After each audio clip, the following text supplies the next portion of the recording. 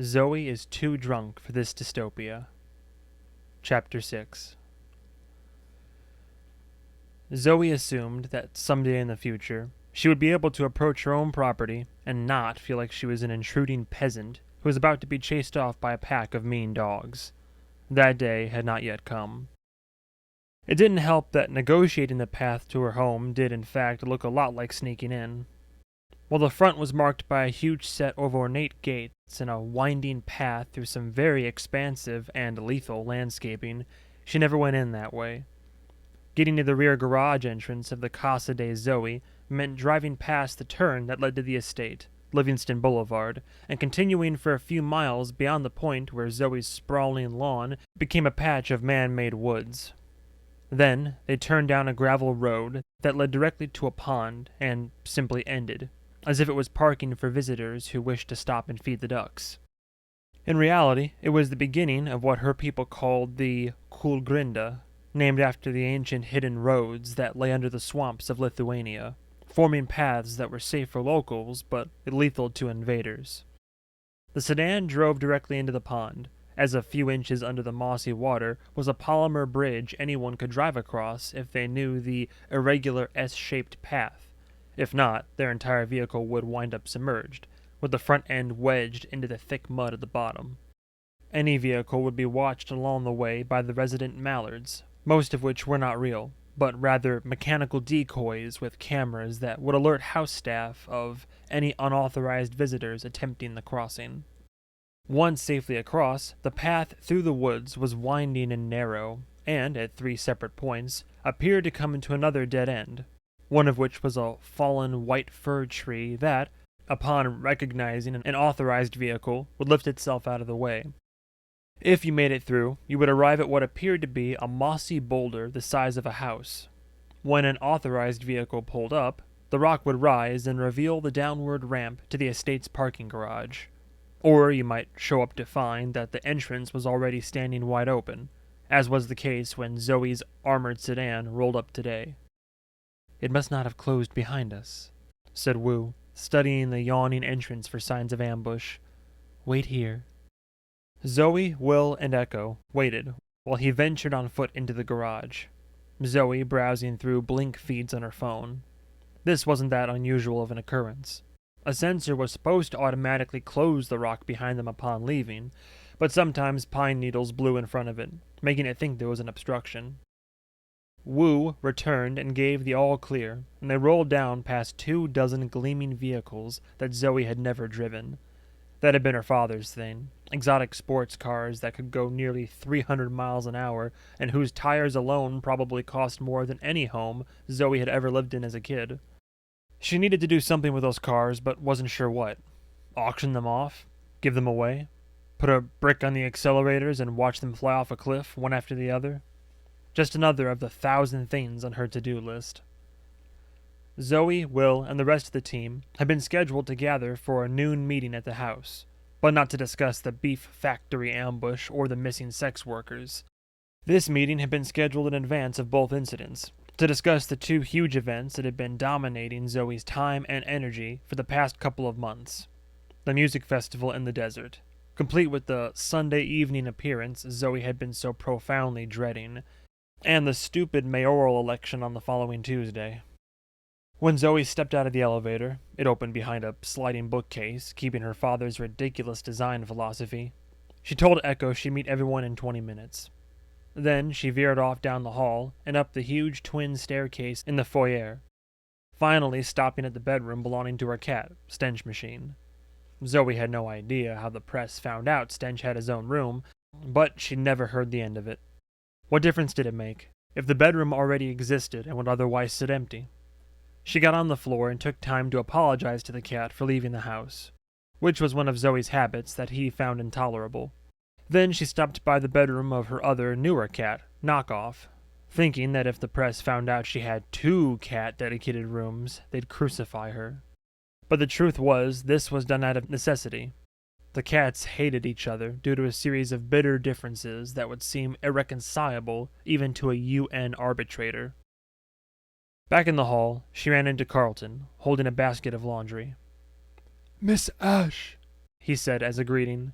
I can't help but notice your hair. Is that on purpose? A crazy lady shot me with some kind of direct energy weapon. Can you get me some ointment or something? It burns. Of course. Shall I make an appointment with the doctor? Not yet. Maybe it'll heal on its own. I don't think it burned all the way down to my brain, but we'll see if I'm missing any memories or motor skills. Very good. She arrived at her own bedroom, which was just one of the guest bedrooms that she'd had remodeled rather than using the elaborate master suite that her father had built. It occupied almost the entirety of the third floor. She almost never went up there. She shuffled in, closed the door, kicked off her shoes, then pulled her meat-patterned dress over her head and flung it aside. Then she crawled into her bed, curled up, pulled the comforter up over her face, and started shivering. It was uncontrollable, less like a chill and more like electrocution, like all of the tiny muscles under her skin were rioting. It passed, eventually, mostly. Then Zoe got up and checked herself in the mirror. The wound in her scalp was worse every time she saw it, not because it was actually getting worse, but because in between glimpses she was convincing herself it surely wasn't as bad as she recalled. It looked like somebody had glued a thin strip of raw bacon to her head. She pulled her dress back on and fixed her makeup. She went to the door, went out into the hall, turned around, went back into the bedroom, closed the door, grabbed a pillow, put it over her face, and screamed with everything she had. Then she flung the pillow aside, went back to fix her makeup again, and left for the meeting. In the hall, she glanced back to notice Wu had, at some point, quietly fallen in behind her. Zoe had spent her youth bouncing around various public housing units, often moving before the stuff had even been fully unpacked from the previous move. She had thus never dreamed of living in a giant rock star mansion. Her wouldn't it be nice fantasy was a cozy little apartment in New York City, maybe overlooking some water or a park, within walking distance of cute little cafes and a bodega that always had a cat sleeping on the counter. She thought it'd be a place where she could raise a kid, in particular a daughter, and have the kind of horizon-broadening cultural experiences that Zoe had only ever watched on a screen. It was her last long-term boyfriend, Caleb, who'd informed her that in real life, those cute little apartments now go for $20,000 a month and are rented exclusively by well-heeled professionals and trust fund kids. So even that dream became the equivalent of hoping to someday walk on Mars. Now she slept in what to her was a vast fiefdom that felt like the manifestation of a neurosis. The man who insisted he needed this much house was objectively weirder than one who, say, insisted that his dinner consist of 200 ice cream cones. The mansion was surrounded by acres of lawn, as manicured as a major league outfield. She shuddered to think about how much irrigation it took to keep it looking like that in this part of the country, with strategically placed groves of what Zoe thought of as Christmas trees. Blue spruce, according to Carlton. She used that land for absolutely nothing, and told herself it was at least acting as a nature preserve, though she had no idea if the ground security would allow something like a mule deer to even set down a hoof without triggering an alarm. The Casa de Zoe itself encompassed some 60,000 square feet, including 8-bedroom suites, 15 bathrooms, a giant kitchen that could supply an upscale restaurant, a small indoor swimming pool, a sauna, a trampoline room, a ball pit, a cigar humidor, a movie theater, and a number of other rooms Zoe hadn't set foot in since just after moving in, 3 of which she was certain were haunted. There was apparently about to be an outdoor pool in the courtyard, or maybe it was a koi pond. She had forgotten what she'd asked for and figured she'd let it be a surprise. If she'd had to rank all of the rooms, the Buffalo Room, formerly the salon or drawing room, was definitely in the bottom 5. Down there among the haunted ones. It was so named by Zoe because of a stuffed buffalo head mounted over the gigantic fireplace, which was fake, just holographic flames over hidden electric heating elements. The room was all wood paneling and leather chairs, the kind of cigars and brandy room rich jerks love to sit around in while complaining about how the poor work ethic of immigrants caused the Great Depression.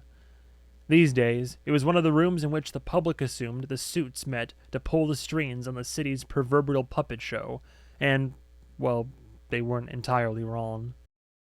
It was in this room that Zoe had met the suits as a team for the first time, and she would not be the last person to take one look and assume they would not be leaving the room alive. It was also in this room that, months ago, the team had gathered and hammered out a very specific and foolproof plan to rig the upcoming election in favor of their guy, Megaboss Alonzo Dunn, whom the press referred to as an alleged crime lord, or a confirmed crime lord, depending on the publication. This had involved boosting a very weak opponent in the primaries, a local tycoon by the name of Titus Chaub, who had the exact charisma of a dripping garbage bag and a vast array of closet skeletons that could be strategically surfaced during the second round runoffs between him and Alonzo.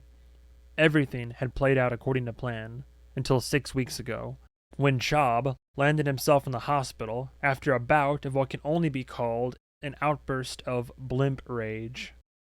Chaub had famously run his companies from an office on board a black dirigible that floated around the city. Another billionaire had moved to town and decided he liked the idea, and so bought his own, larger blimp. One day, his blimp was parked on a rooftop docking port that had been reserved for Chaub, prompting Chaub to order his airship to ram the other. This, unfortunately, caused the passenger hold to dislodge and plummet to the streets below, leaving Chaub's body a twisted wreck that would require months of recovery.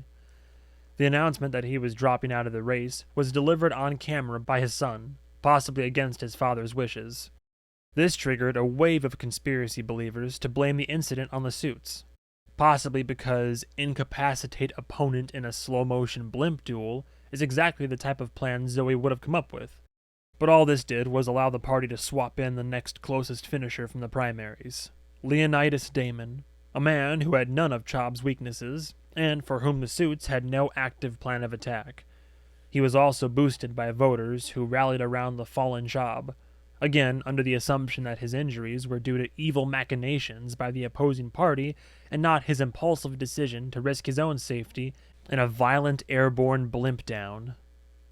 This was what outsiders never understood about the suits, even going back to the reign of Zoe's father. There usually were plans in place, but, in the end, the endemic chaos of the universe would always have its say.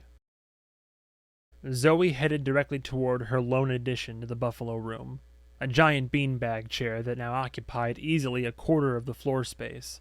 They'd had to move out a leather sofa to accommodate it. It was 6 feet high, and she could fully disappear into it. She thought of the crater her body created in the beanbag as her own private office. On the way, she was blocked by the broad body of Andre Knox, whom the press referred to as her team's public relations manager, or iron-fisted enforcer, depending on the publication. He was wearing a green suit and tie that Zoe thought made him look like a huge, bald, black leprechaun. At the sight of Zoe, he said, "Damn, you shaved a quaham into your hair." "A what?" "Reverse mohawk." "I didn't shave it. A witch fired a curse at me. It barely missed." "Yeah, I heard. I was just giving you a hard time. You're handling it well." "You knew I almost died and you decided to make fun of my hair anyway?" "This is how we show love where I'm from. You know that. Take a seat. Not in the beanbag. You won't be able to see from there." Echo had already taken the only other comfy chair, the unofficial prize for being early. Will was leaning against the mantel and sipping his drink. He had once told Zoe that he sometimes preferred to stand in order to easily see everyone in the room, but she suspected he just had lower back problems. Once Zoe was seated, Andre began. "Bud is chasing down the Rose situation. He may stumble in at some point, but we're not going to wait." He dimmed the room, and a hologram flashed out from a projector on the ceiling, sculpting a model of light that covered the floor. It was a 3D representation of the music festival setup just outside the city. A ring of 6 massive stages faced outward, forming a circle. Outside the stages were 6 circular platforms that would each generate a 20x scale holographic representation of whatever was happening on the stage nearest to it. Inside the circle of stages were the main campgrounds and food tents. at the center of which was a looming structure made to look like a beehive, with tiny dots buzzing around it, as if it actually housed insects.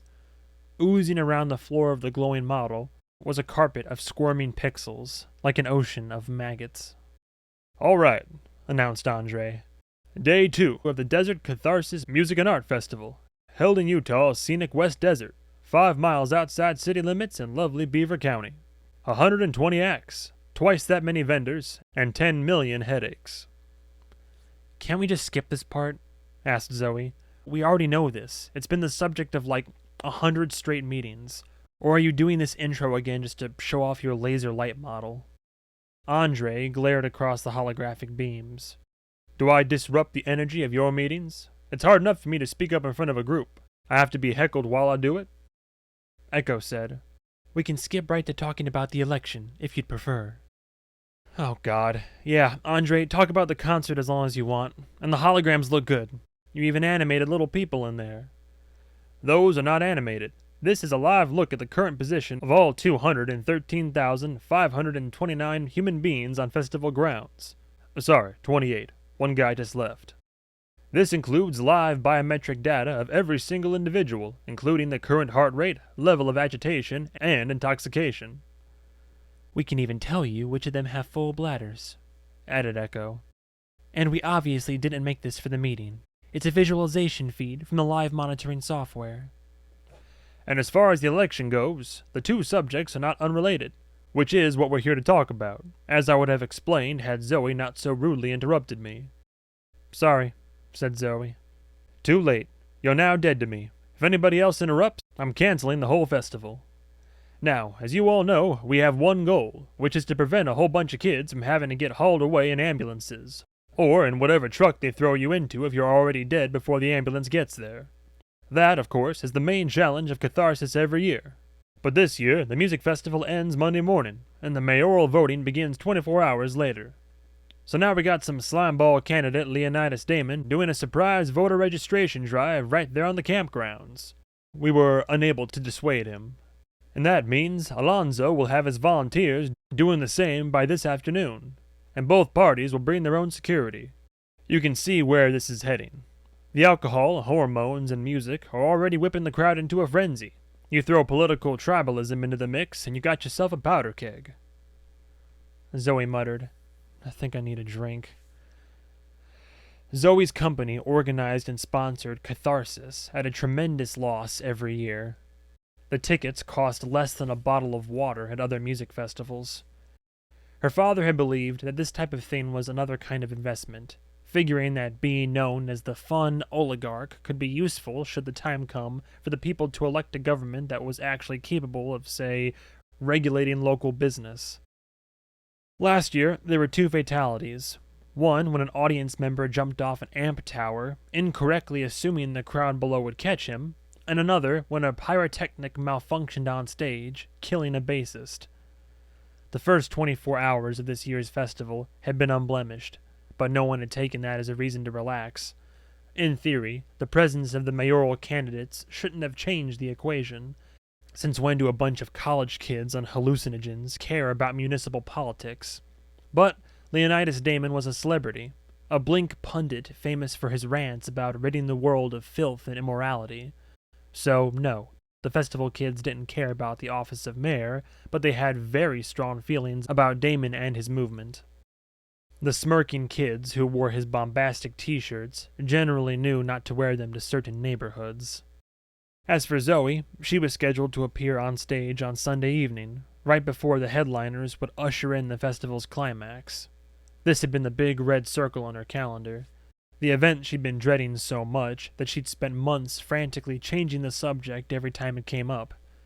The idea that, instead of her brief, generic statement of appreciation, she'd possibly have to stand up in front of 250,000 human beings and issue some kind of apology or condolences for a fatal incident was too much for her to even contemplate. She physically did not have the capacity to feel that kind of anxiety right now. "And with that," said Andre, "I pass the baton to Echo to explain why the situation is even worse than what I just said." Echo stood with her feet in the middle of the hologram, making it appear she just crushed 500 tiny people under her heels. While it's true that roles within the suits were ill-defined, event planning would definitely not be in Echo's job description, if she had one. But this particular event was just a means to an end, and those ends are what required Echo's unique set of skills. As you know, she began, the goal is to have just enough visible security to deter violence without reaching the threshold where it starts to ruin the vibe. A scattering of wiggling green and red dots appeared, interspersed among the crowds. The green dots are where security personnel are positioned. The red are where we need people but don't have them because one of the security contractors dropped out. That left us 100 short. So we put out a call for volunteers after the gates opened. That did not go well. Nobody answered the call? Asked Zoe, genuinely shocked by that. In this city? No, that's not the issue. Oh, right. Too many. Echo nodded. Too many who think a glowing security vest is a blank check to break jaws with impunity. Weeding out applicants is a nightmare when you're trying to find ones who can start immediately, especially when half of the applicants are claiming to have strength enhancements, as if that's a selling point and not the biggest and reddest flag. Zoe imagined an overenthusiastic guard grabbing a drunk reveler and tossing him over a fence 200 feet away. Yeah, I can see that getting out of hand. And then there's the issue with the trash, said Echo as a collection of orange dots appeared, some of them blinking. Remember when we arranged to have those new receptacles brought in? The ones that suck the refuse down into an underground chamber and burn it. It turns out half of them don't work, and so we have to arrange for staff to do collection on the bins, which they're struggling to keep up with. It seems like we're now getting into minor details that other people can worry about. Actually, the buildup of garbage ties directly into the political aspect, replied a new voice from the door, and I don't just mean that in a metaphorical sense. Bud Billingsley had appeared at some point, wearing a cream-colored suit and cowboy boots, holding a Stetson in both hands. Bud, whose role within the organization the press referred to as ambiguous or a dark secret, depending on the publication, spent most of his working days talking to people. Not having meetings necessarily, just talking to people. He possessed an ability that, to Zoe, was as astonishing and unfathomable as the gift of prophecy. He could walk into a room of hundreds of strangers, and walk out 3 hours later knowing every single name and face, having internalized a thumbnail sketch of each personality. When a particular individual appeared on the suit's radar as a potential threat or ally, Bud could, with a little investigation, all but create a map of their inner mind. It could look like telepathy from the outside, but it was simply a matter of having the right conversations with the right people. And those people weren't the power players, but the power players' secretaries, drivers, and personal chefs. And most of all, they're sex workers. For as long as sex work has existed as a profession, the powerful have been using prostitutes as captive audiences for all the anxieties and dilemmas they can't share even with their closest advisors or spouses. The amount of trash buildup is a key ingredient in any riot situation, continued Bud. It's a visual cue that order is broken down, you see, and also provides projectiles if people get rowdy and start throwing things. And if chaos breaks out to the point that the news is full of actual bloody corpses being hauled out of the festival, then the Law and Order candidates get a big free campaign ad for the election that's coming just 2 days later, finished Andre. And the Law and Order candidate is a Nazi, added Zoe. Got it. Will shook his head. Leonidas Damon is not a Nazi, but no, he can't be allowed to win. It's no secret that Damon has national ambitions, said Echo. He wants to tame Tabula Rasa to demonstrate he can do that for the nation. He fully intends to be running for president 2 or 3 cycles from now. Zoe closed her eyes and pressed her fingers into the lids. So what you're saying is that it's entirely possible that whether or not America has a fascist president in 10 years may depend on how quickly we can empty these trash cans this weekend? Welcome to the wonderful world of politics, said Bud. A vocation you can't do when drunk, but can't cope with when sober. The polls show Leo Damon with a lead of around 8 points. But Poland is notoriously difficult in this city. Wait, the Nazi is winning?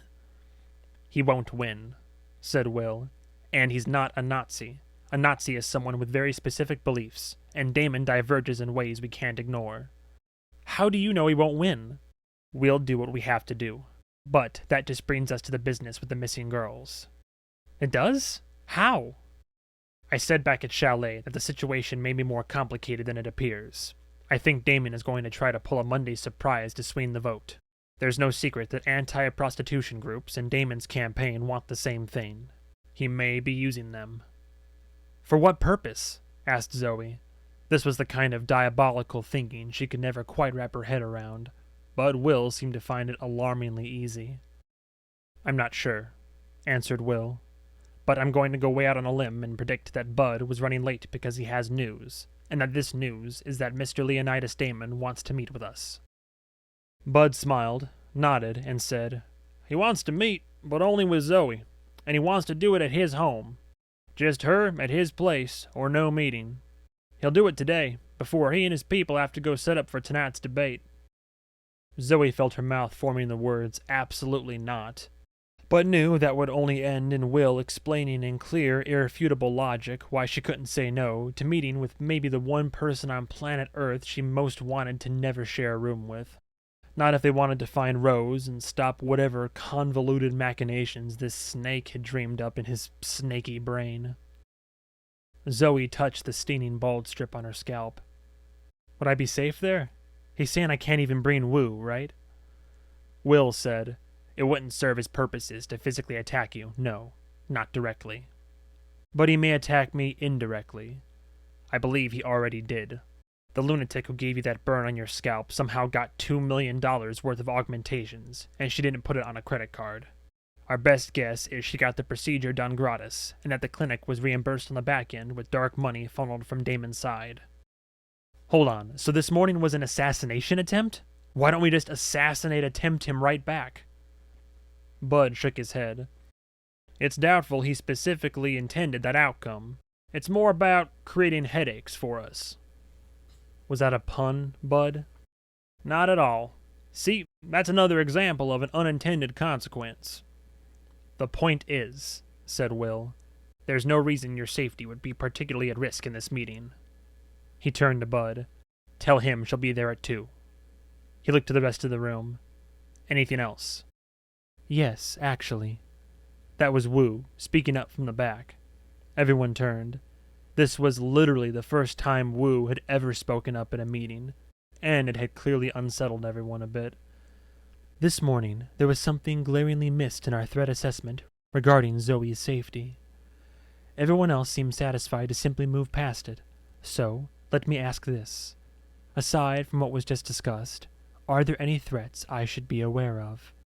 I'm not asking for a list of those who would benefit or profit from her harm. That's just handing me the city's census report. I am asking about plausible, actionable threats in the immediate future, including anything being planned around her appearance at Catharsis tomorrow night. Have you heard anything, Bud? There actually is one, replied Bud. The amazing Aviv has put Zoe on his target list. Who? Asked Andre. He flew a mannequin over the gate, said Zoe. Or tried to. The automated defenses shot it down. It was last night. We think it was a dry run to find out what happens if he tries it for real. He's got a huge following on Blink, said Bud. Calls himself an anarchist performance artist. He's the guy who flew a glider into the Super Bowl a few years ago, dumped a bag full of squirrels on the field. He's not coming to kill you, though. For him, it's all about bringing whimsy into the world. No, rebutted Will. He's all about undermining power. That can be worse in the long run. Worse than killing me? Asked Zoe. Worse than trying to kill you. Harder to stop. We need to keep an eye on him. Zoe stood. Great. Lots of good information there. Good meeting, everybody. We need to break up my sense of impending dread. Bud, tell a joke. Well, I don't have one ready at the moment. Something embarrassing did happen to me, though. This morning, my wife asked me to get her lipstick. I accidentally gave her a glue stick instead. She hasn't spoken to me since. Okay, well, let me know when you think of one. Will, do we have time for me to crawl into a bathtub and disassociate for about 30 minutes? Will looked at his watch. If you start running the water now. Chapter 7. In everyday life, men tended not to notice what Zoe was wearing unless it made her look far more or far less attractive than her baseline. In high-stakes business meetings with powerful sociopaths, however, the decision about what to wear was supposedly much more fraught. Will relentlessly reminded her that these meetings were full of subliminal dominance symbols that Zoe still barely understood.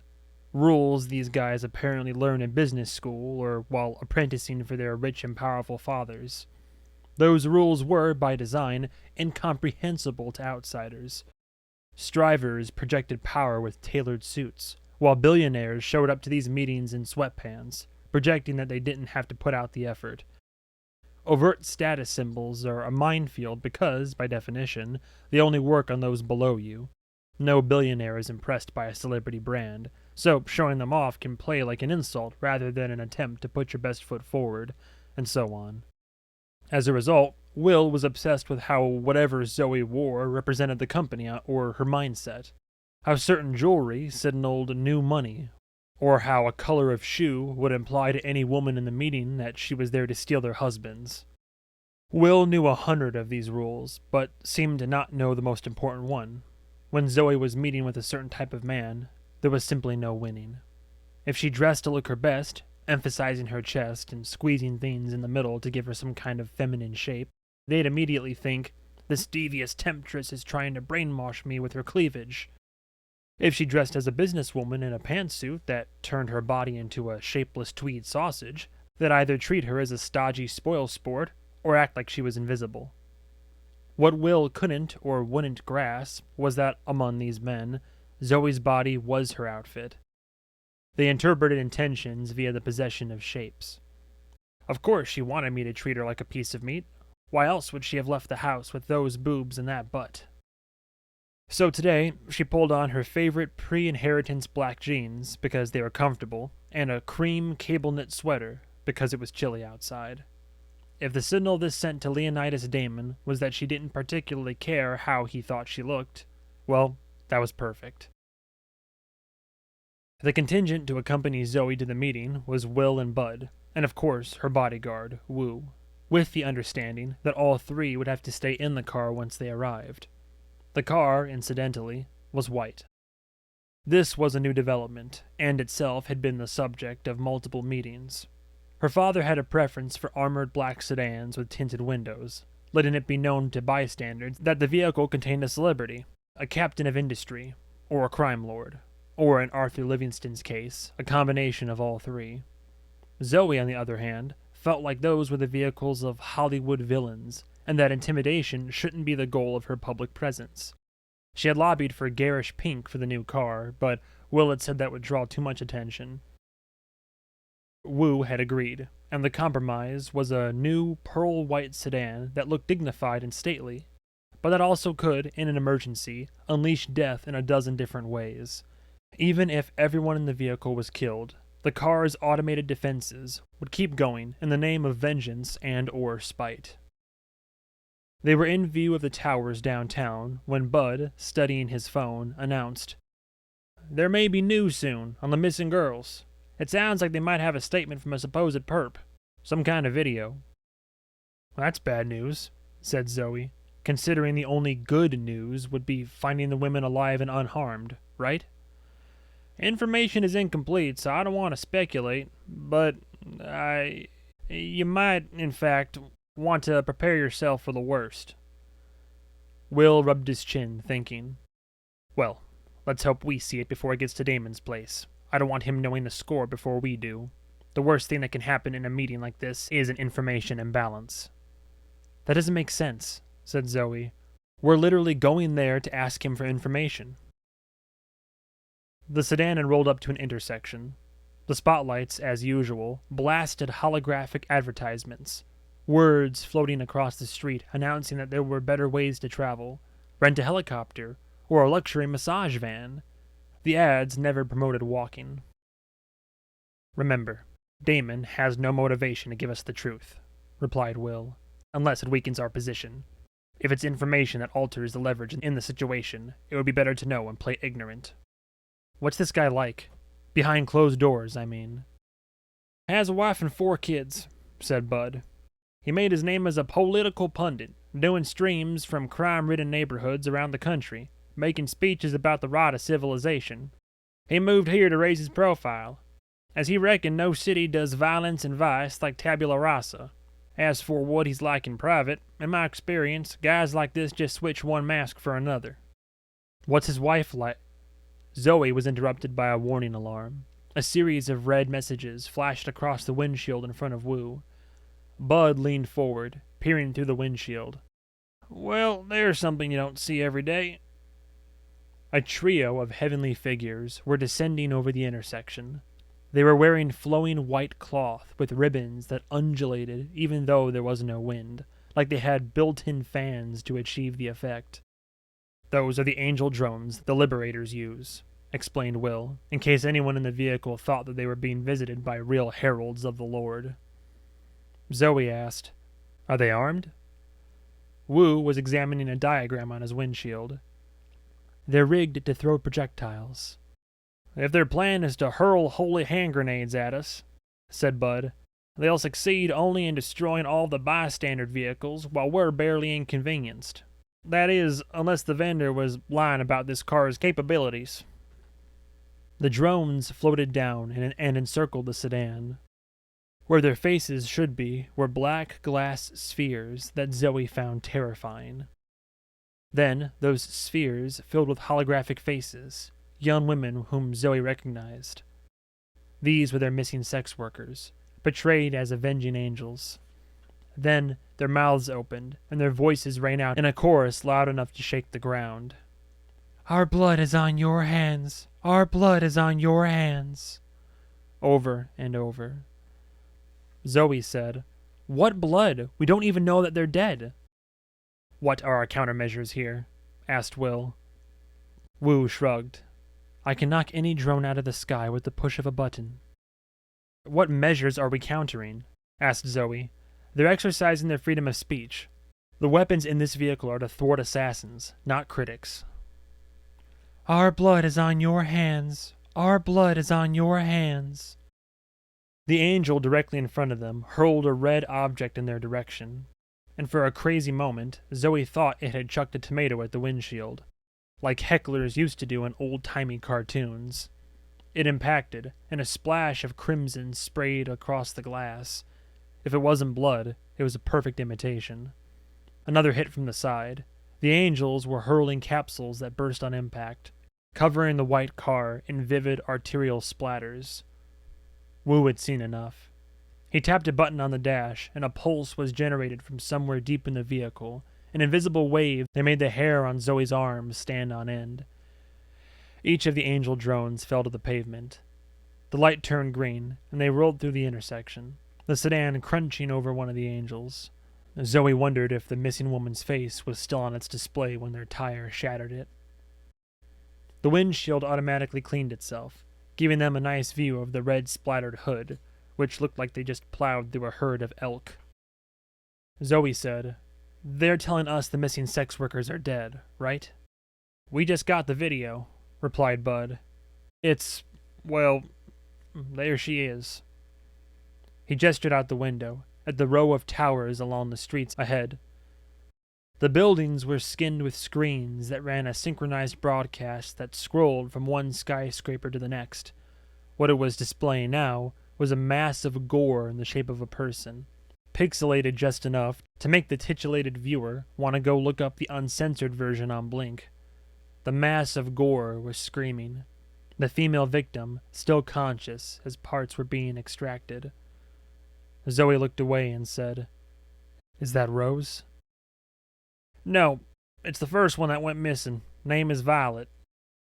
The significance of that name wouldn't register with Zoe until later. "The video was posted anonymously. The killer was careful not to include anything that indicates location or identity. The full video supposedly goes on for over an hour, during which he peels off for—" "Stop. I swear, men get such a thrill out of describing every little detail of a mutilated female body." Will said, "Still, we want to see the actual corpse, if it's found." "Yeah, you guys go do that." Bud studied the garbled viscera on the passing towers. "Gotta assume it'll turn up before long. If the guy's making a show of it, he'll turn the body into some kind of display, probably put it somewhere public. Street streamers are calling the perp the sex butcher, because the first name they come up with is always the one that sticks. So in the race to be first, they never have time to make it creative. But this isn't the work of these religious weirdos, right? They are not sex butchers. I am 97% sure that it was some of those Liberator people who went to see Rose at her apartment before she vanished.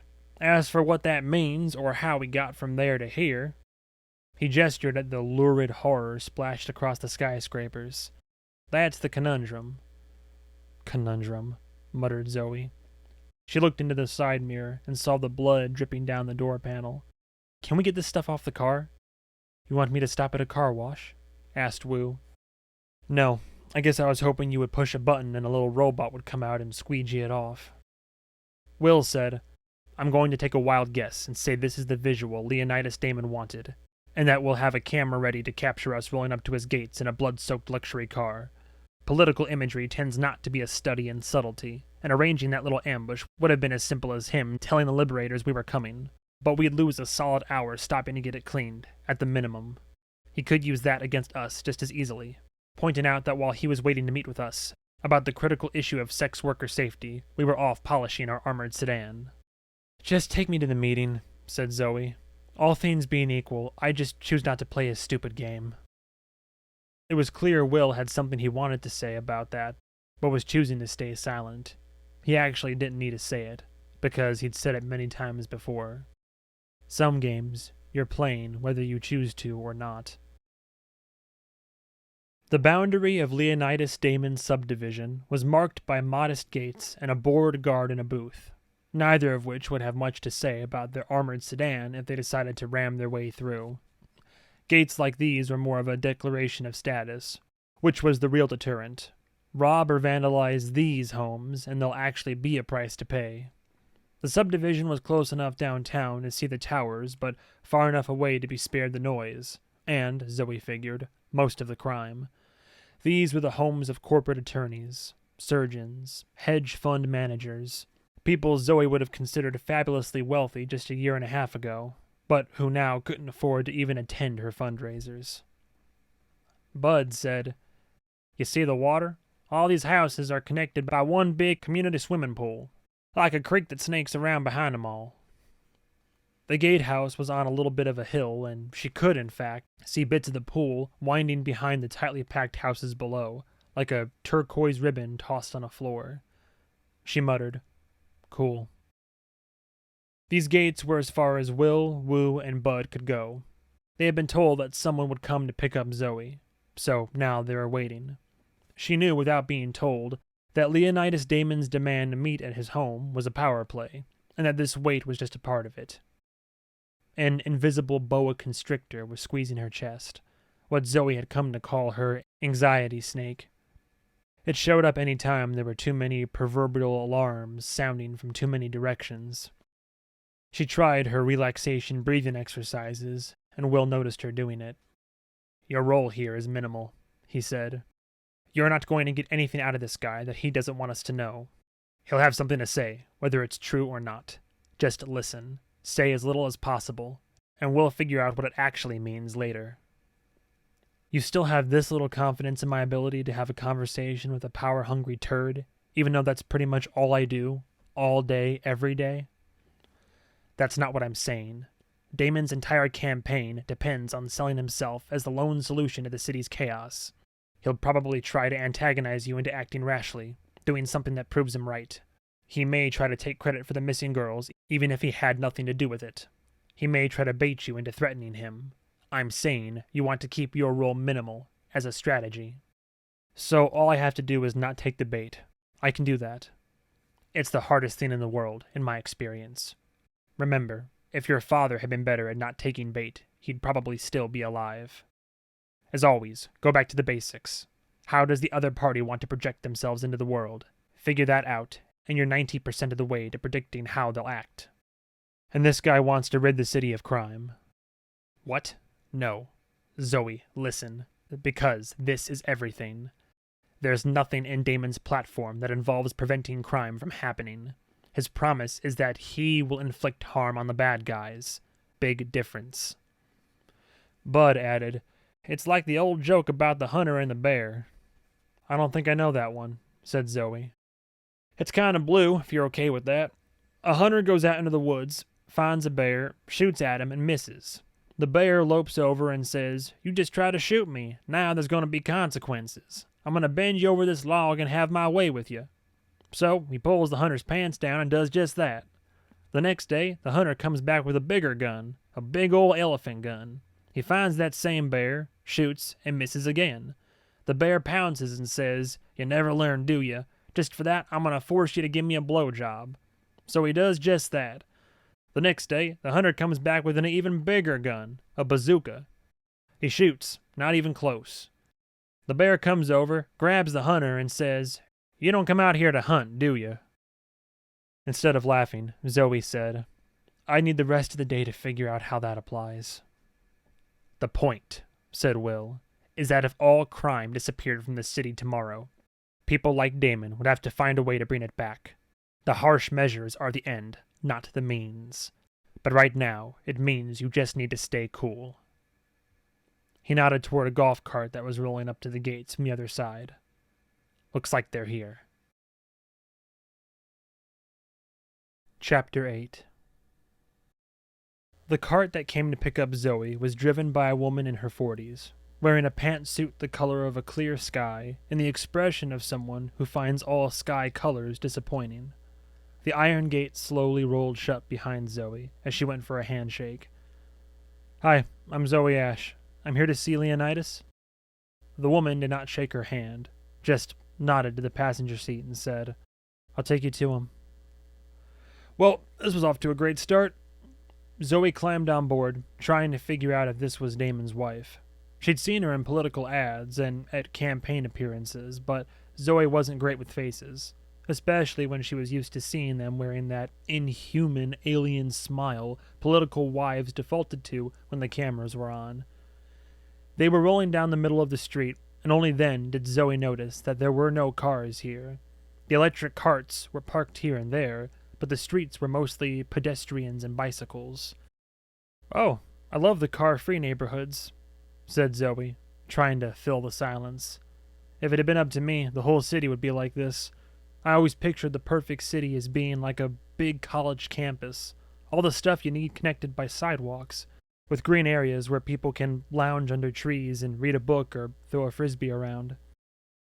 The woman said nothing. Zoe tried again. "I don't think I got your name." "The house is just ahead." They rode in silence the rest of the way. Once at the house, instead of being let inside, Zoe was led around the side lawn to the backyard. It was a narrow strip of perfect grass leading to the community pool, a crystal-clear, man-made creek about 30 feet wide and extending in both directions until it curved around the neighboring homes. "He'll be out in a moment," said the woman before she abandoned Zoe on a patio with some lawn chairs. Minutes passed. Again, she was being made to wait. Will said they like to watch while you wait, see what you do. Are you a fidgeter? Do you pace around? Inspect the surroundings? Will's rule, sit and appear totally unperturbed by the delay. They get 10 minutes. If they don't arrive by then, leave. It doesn't matter how badly you need the meeting. You don't give them the satisfaction of letting you dangle on the hook. So Zoe had a seat in one of the lawn chairs, rotating it to face the back door so Damon wouldn't have the pleasure of sneaking up on her. Don't pick at your clothes, she thought. Don't pull out your phone. Don't reveal how much it enrages you that this petty wannabe tyrant is using your concern for the missing women against you because he himself is incapable of feeling any such thing. Find something to think about to distract yourself. Zoe decided she would pass the time by pondering just how much she hated politics. It was an arena in which everyone lied, all the time, because lying was required, demanded by the voters themselves, and because Zoe had money, it meant she had no escape. The snakes hit her up for campaign donations. They hinted at their ability to grease wheels she needed greased. They dropped implied threats about how they could make the machinery of commerce grind to a halt if she didn't play ball. But the worst part was that, despite all this, politicians had an insidious ability to make you like them. ZOEY thought of them as a species of mind-controlling aliens that could somehow exude power and humility at once. The talented ones could flash a smile that said, "I have the power to crush you, but I will not, because I am here to crush others on your behalf." ZOEY heard splashing from behind her, and turned to see a man was swimming up to the edge of the pool. Out from the water emerged Leonidas Damon, whom she recognized from his ads. What was not featured in the ads was a whole lot of body hair that was now plastered to his wet, pasty torso, and an above-average penis, which was also visible on the completely nude man. Good, you're here," he said, as he strode casually over to a stack of towels on a patio table. Instead of wrapping one around himself, he began drying his hair, his genitals jiggling with the motion. "Always dry yourself from the top down. Attack the source of the problem, otherwise the water keeps trickling down and you have to keep wiping, again and again." He finished, tossed the towel aside, and, his hands on his bare hips, said, "I always try to get in a swim on debate day. The water is frigid this time of year. It's like a jolt through your muscles. Your whole body comes alive." He nodded toward her hair and said, "Did you do something to offend your hairdresser?" ZOEY fought to hide her discomfort and failed. "Can you put some clothes on?" "Why? Do you feel threatened? Would you feel threatened if I was a woman? Or do you feel that there is danger inherent to specific sex organs?" "You apparently do. You're doing this because you know it makes me uncomfortable. You'd feel the same way if you were ambushed by a strange naked man, especially if he was 6 inches taller than you and outweighed you by 75 pounds. Damon looked ZOEY up and down. "I don't think I outweigh you by that much." "I swear, guys like you. It's like you have this radar for people's insecurities so you can zoom right in. I have messed up teeth too. Go ahead and get that one out of the way." "You started it by commenting on my body. All I did was say hello. Hey, would you like to go in and make me a coffee?" "Ah, because I'm a barista. Funny. Somehow you've told me nothing about yourself, but managed to tell me everything I need to know. And you're not worried that what you're doing now looks bad to the voters. Waving your genitals at a notorious woman. You know there are cameras everywhere, right?" "Nothing here is new to my neighbors or my constituents. I have nothing to hide. I lay bare all of my mind and body for judgment, as everyone should." ZOEY decided to just move on to the subject at hand. "I'm here because we have employees who are going missing, which you already know. 3 so far." "Sex workers, you mean?" "Yes, that's the type of work they do." "I'm not surprised to hear they're going missing. It's a dangerous job."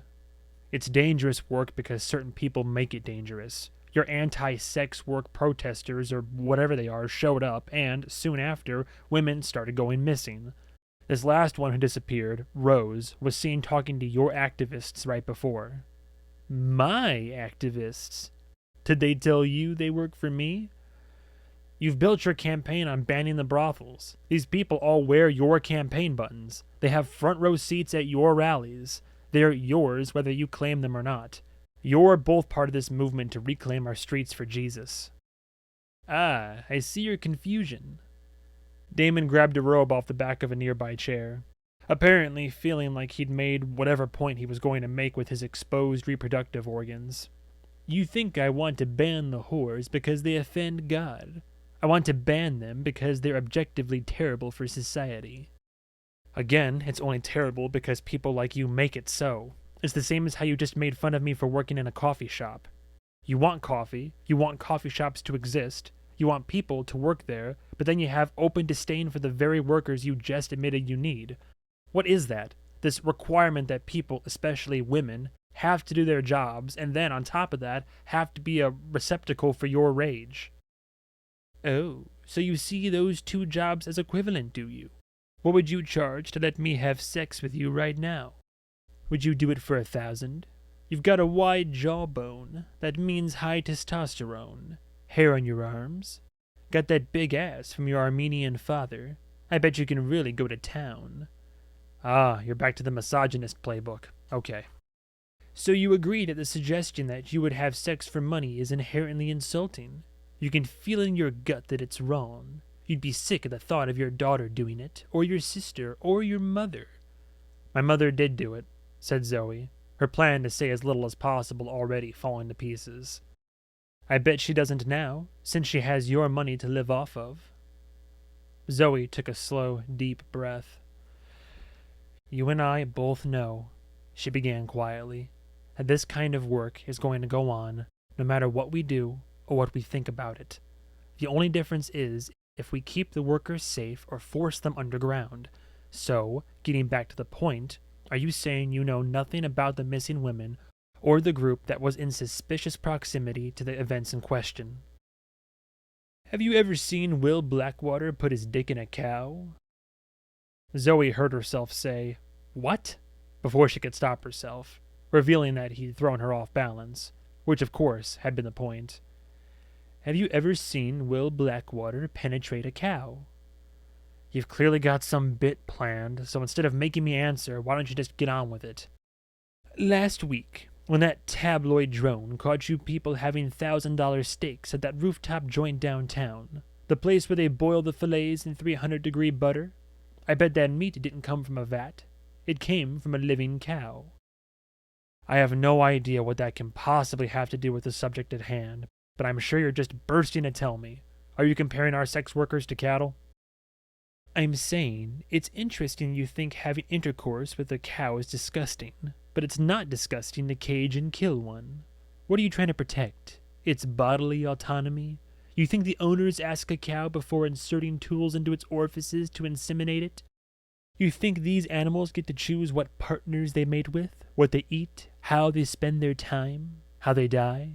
So why do we look down on the cow molester but not the cow eater? Because one of them is a pervert satisfying an urge and the other is just hungry?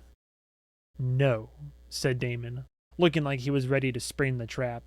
It's because society needs sex to be valuable, and to be valuable, it must be scarce. If you catch a man having intercourse with a cow, or a sheep, or a sex doll, we hold him up for ridicule, shame them out of the behavior. See, that way, they have to get it from a woman, and that preserves women's power as sexual gatekeepers. The value and scarcity must be maintained. Therefore, you shun the cow molester, and the John. And the gays, right? In a perfect world, yes. So, knowing this is your position, how far would you and these activists who totally don't work for you go to discourage sex work? Have all these women been butchered like the ones we saw earlier? I don't know. And what is happening isn't something I can stop. You say sex work will continue no matter what we do, and to some point I'd agree.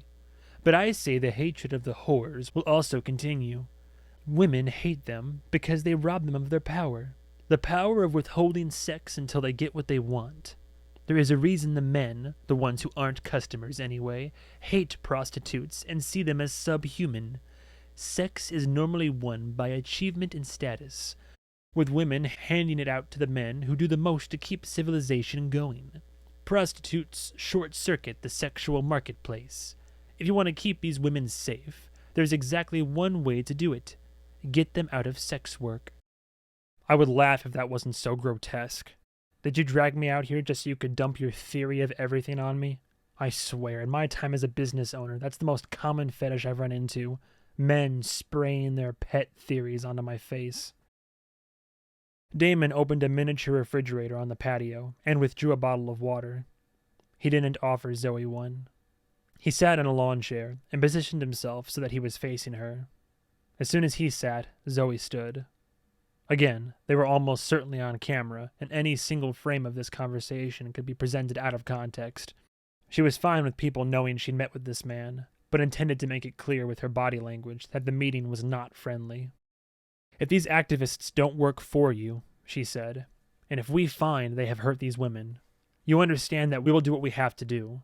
These women do work for me. I'm not ashamed of it, and I'm not afraid to claim them as my own, and we will protect our people. And I will protect the people your people exploit. I am going to win on Tuesday. Shortly after, the whore houses and drug dens will be closed down. Shortly after that, you and your comrades will stand trial, and you will go to prison. Thank you for stopping by. Unfortunately, my wife had to take the cart to the pharmacy up the street, but I trust you can walk yourself back. You look like you could use the exercise. Zoe, as a rule, was never to walk alone. She was one of the world's most valuable kidnapping targets, and would remain so until the day she had kidnappable children of her own.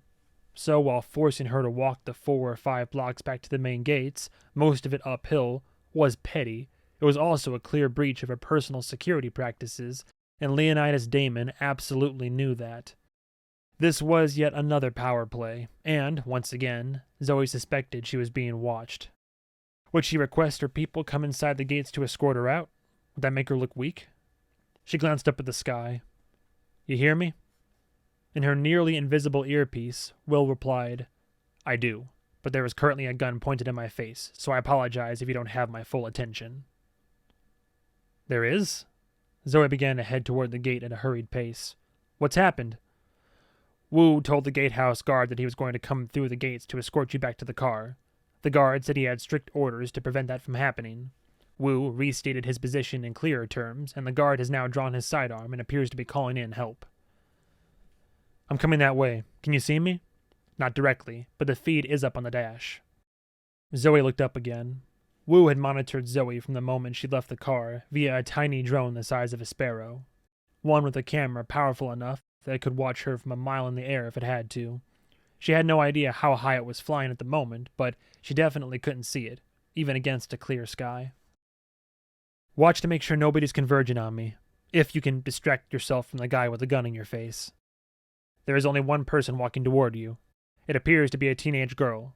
She's in a Liberator white robe and mask and is between you and the gate. I think she was waiting for you.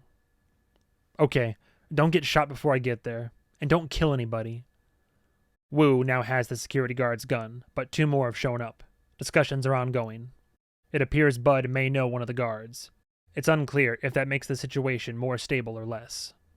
Tell everyone to calm down. We can't have a shootout right in front of Damon's compound. He'll turn that into a campaign commercial. There was a rustle and some grunting on the other end of the line. Then Will returned to say, I now have one of the other security guards' guns. Negotiations are continuing, and they are considering our most recent counteroffer. He paused, as if to check something. The white robe is making a beeline for you, and she has something in her hand. Don't worry about me. Zoe could now see her heading her way, marching down the sidewalk directly in her path.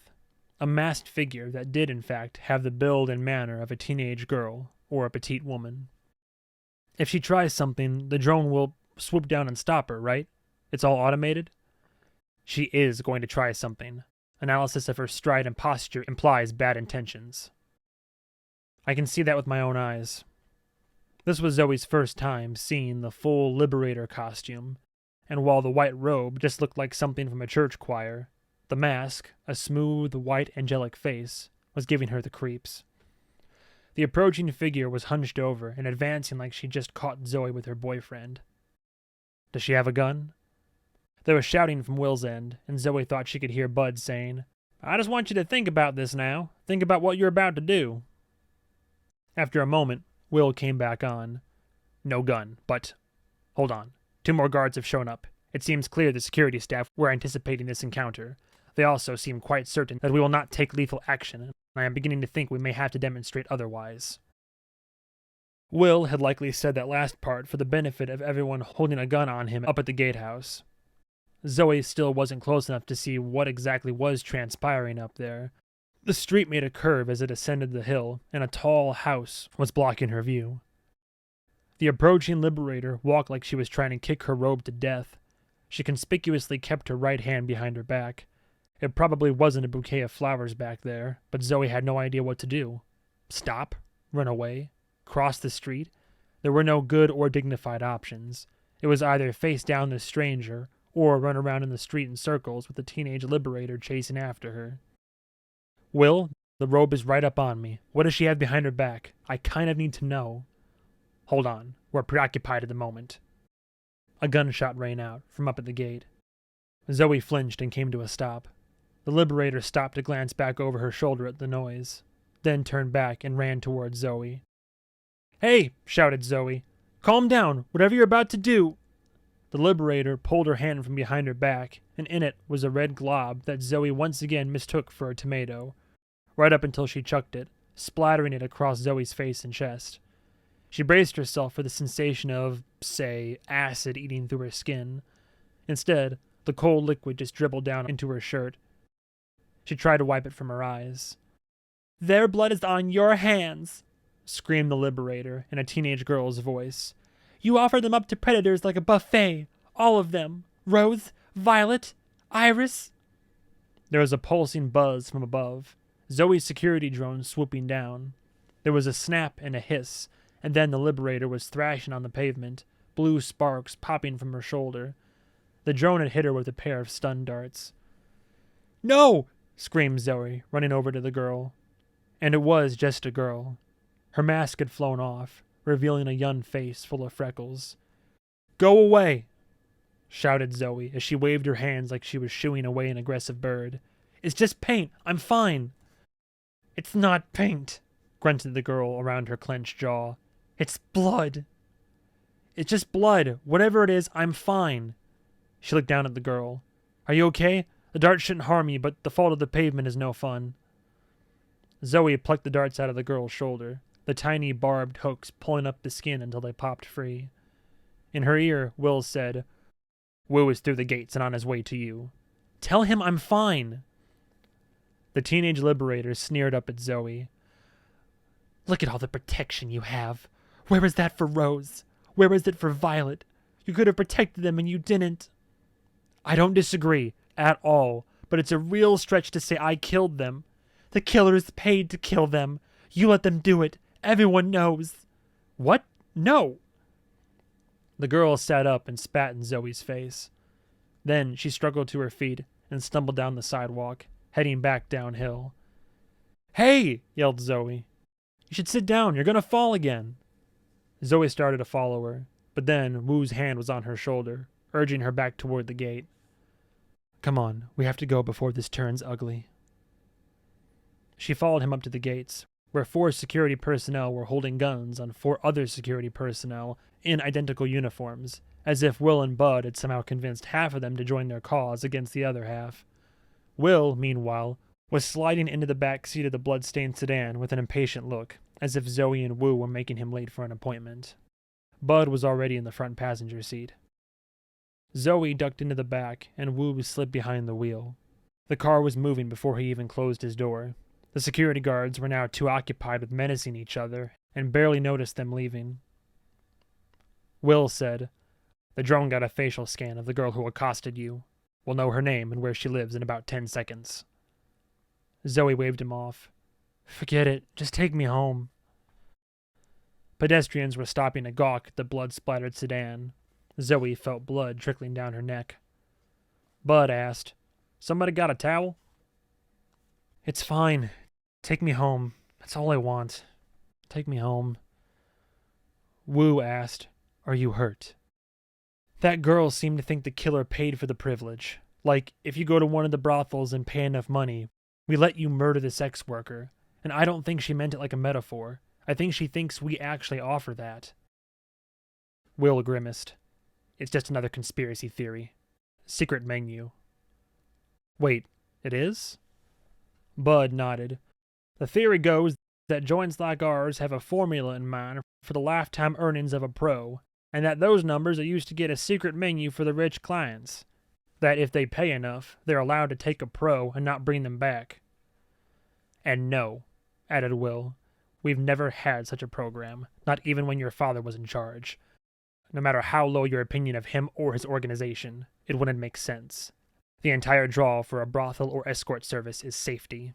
Even the rumor that we were offering them up for death by torture would ruin it. The girls would be better off going independent." "Wait," said Zoe, thinking her way through it. "Hold on. What were the other 2 victims' names? Rose and who?" "Violet and Iris. said Bud. They're all flower names. That's weird, right? This felt important to Zoe, but she couldn't fathom why. Well, that's not their real names. They all work under pseudonyms.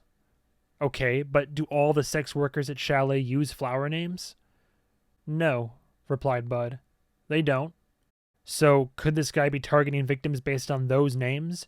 Doing, like, a serial killer pattern? We cross-checked times and dates with the positions of known serial murderers in the city. All of them came up clean. That wasn't funny. That wasn't a joke. We checked. Will said, I don't think this is the work of a serial killer. In fact, I don't think the girls are dead.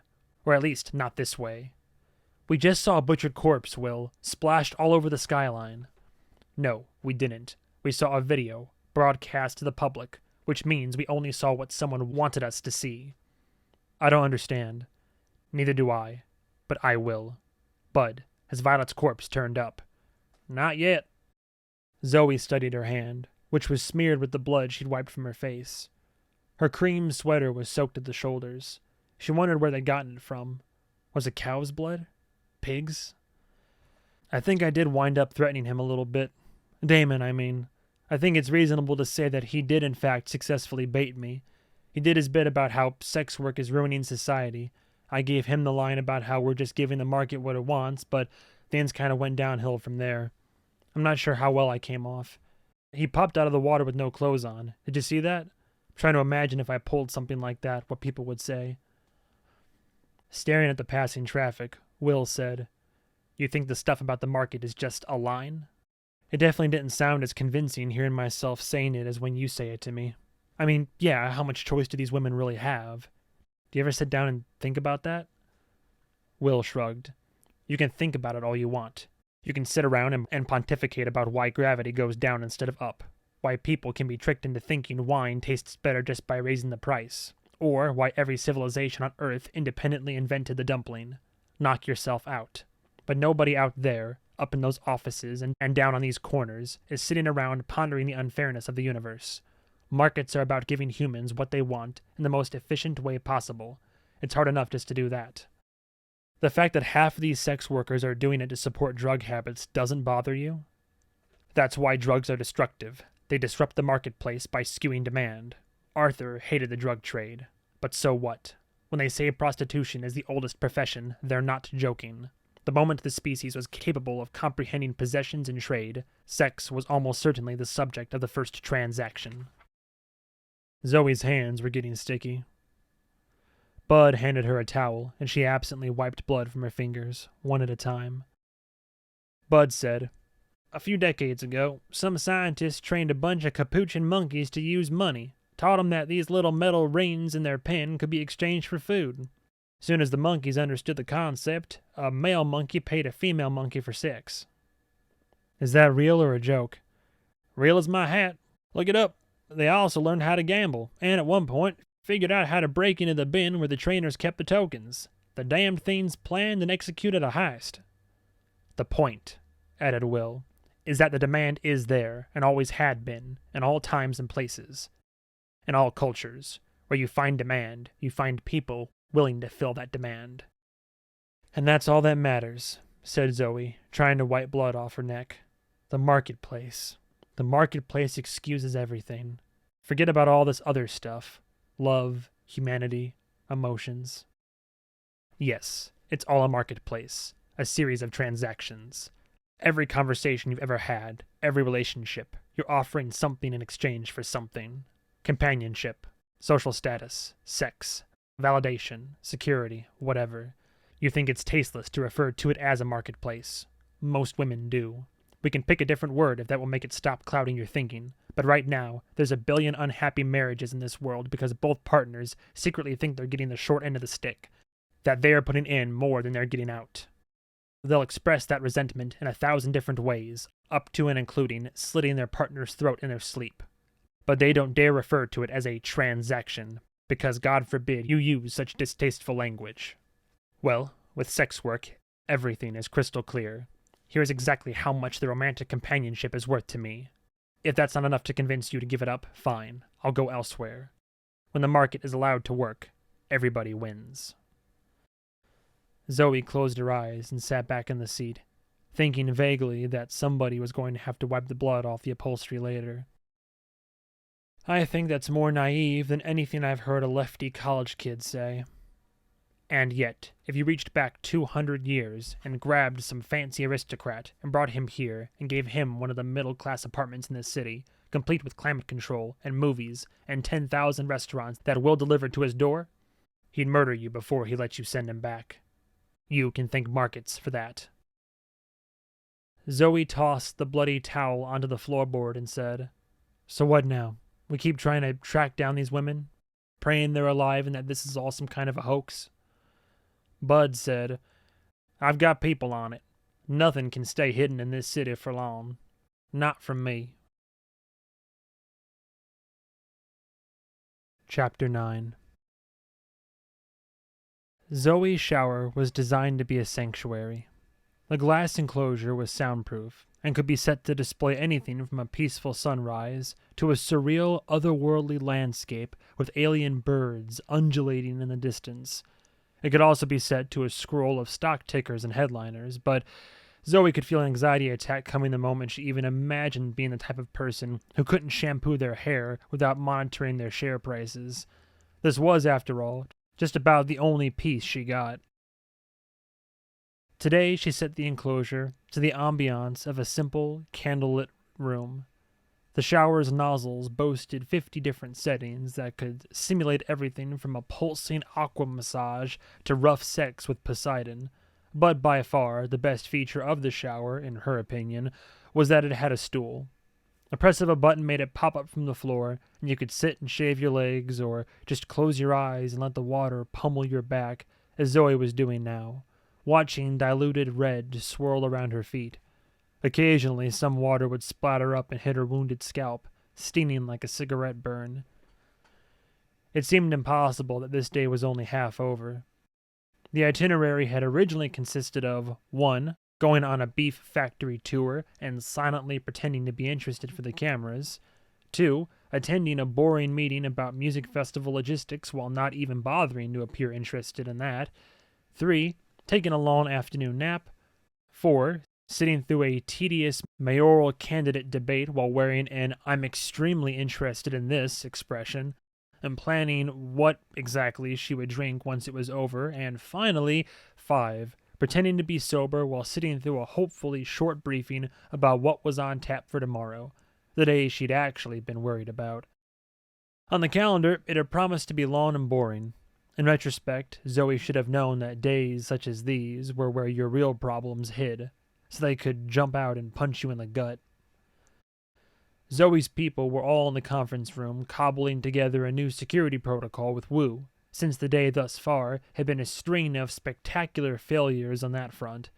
She had wanted no part of that meeting, not just because she was totally uninterested in hearing Will and Wu take turns deflecting blame, but because the whole thing just drove home how, based purely on allocation of assets, the company believed Zoe's life was simply more valuable than any of her employees, including the sex workers. They couldn't even argue that their extra protection was due to her public profile, making her a target. These women were objectively in more danger, and they would never have Zoe's around-the-clock protection, purely because they didn't have Zoe's net worth. As such, it was now occurring to her that the subject of the missing sex workers and the city's de facto legalization of vice was going to come up in the debate, which meant Zoe's actual name would come up, which meant she was likely going to be asked by the press to comment afterward, which meant answering questions about the seared wound in her hair, as well as her views on cannibalistic conspiracy theories. The invisible boa constrictor pulled itself tighter around her sternum. She didn't want to get out of the shower. She did her breathing. She reminded herself that, statistically, she was probably one of the safest people on Earth in this moment, that her home was a fortress, and that, whenever outside of it, she was protected by some of the most devious minds in the city, if not the world. Go out, she told herself. Meet with your people and arm yourself with the information you need to face the danger. It's your enemies who should be losing sleep, not you. She told the shower to shut off and let the air jets blow her dry. Then she strode confidently out of her bathroom and immediately came face to face with a towering figure dressed in black. Zoe was too startled to scream. She gasped and tried to cover herself with her bare hands. The figure was easily 6 inches taller than Zoe. On its hands were gloves of gleaming black metal that formed the fingers into wicked pointed claws. The intruder wore a black cloak, and under it a form-fitting suit of armor in an hourglass shape that suggested femininity. It was covered with a pattern of what appeared to be serrated shark teeth, looking like brushing a hand over the surface would shred your palms. Over the figure's face was a dark cowl featuring only a pair of yellow eyes with vertical pupils. With a primal shriek, the figure uttered a series of words. "Oh my God, you're naked. I'm sorry." It spun and turned its back to Zoe. "What are you doing here, Dee Dee?" yelped Zoe. "You almost made me piss myself. Actually, I think a few dribbles of pee actually came out. Jesus Christ, I'm gonna have a heart attack." "I let myself in. I was waiting for you to get back. I wanted to talk to you, not your people. I heard you showering, but I thought you would, I don't know, thought you'd have a robe or something." "I thought I was alone. Why would I put on a robe?" "I do. I don't even let my dog see me when I'm not dressed. You still naked back there? What's happening?" "Hold on, I'm trying to find something. What if Wu had been here? He'd have tried to kill you." "If he'd been here, I'd have changed my approach. Your people are all huddled in the conference room." Zoe pulled a bathrobe from a hook on her door and cinched it closed up to her neck. My God, how is this the second straight meeting where someone was naked? "What? What was the last one? Are you dressed?" "Yes." "Are you sure?"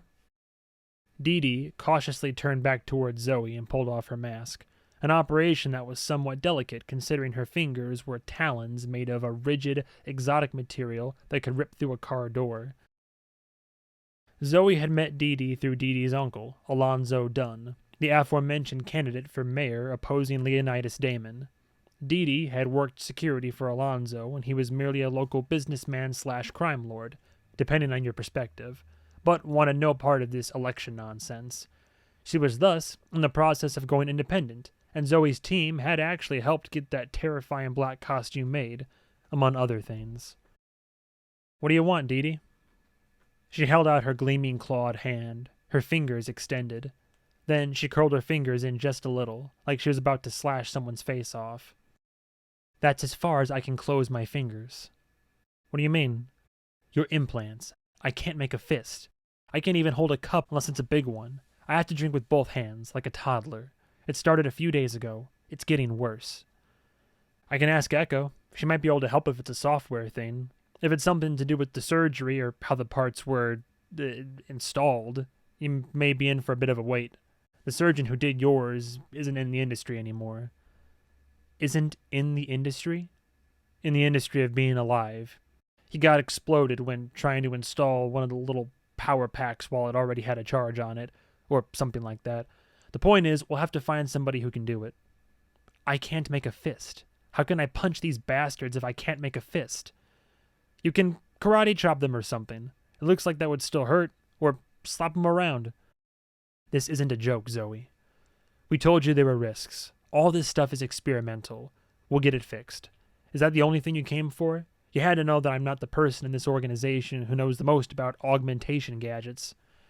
"You're the one person in this organization who tells the truth as an initial impulse, and the one who won't instantly stonewall me on this." "On getting your implants fixed?" "I'm going to see Rex Rex." "Is that a band?" "Of course. You don't even know who Rex Rex is. I should have guessed." "Maybe I do know. I'm not good with names. Or, I should say, I thought I was good with names, until suddenly my job required me to remember 5 million of them." Dee Dee gave a spiteful little nod.